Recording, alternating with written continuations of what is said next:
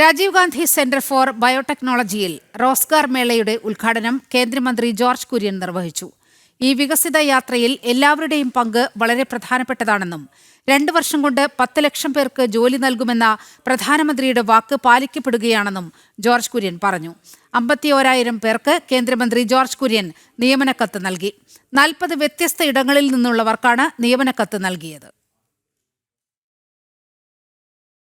2 വർഷം കൊണ്ട് 10 ലക്ഷം ആൾക്കാർക്ക് ജോലി കൊടുക്കും എന്ന് പറയുന്നത് ലോകത്തിൽ ആദ്യമായിട്ട് സംഭവിച്ചതാണ്.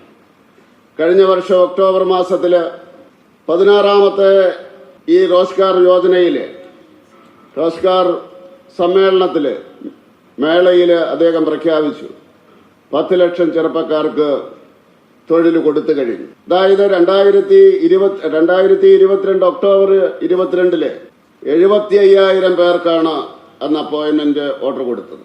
അങ്ങനെ 50,000-നും 1,00,000-നും ഇടയിൽ ഇത് 17ാമത്തതാണ് ഈ അപ്പോയിന്റ്മെന്റ് ഓർഡറുകൾ കൊടുത്തുകൊണ്ടിരിക്കുകയാണ്. ഇന്നത് ആ 10 ലക്ഷം മറികടന്നിട്ട് 51,000 പേര് 51,000 വർദ്ധിച്ചിരിക്കും.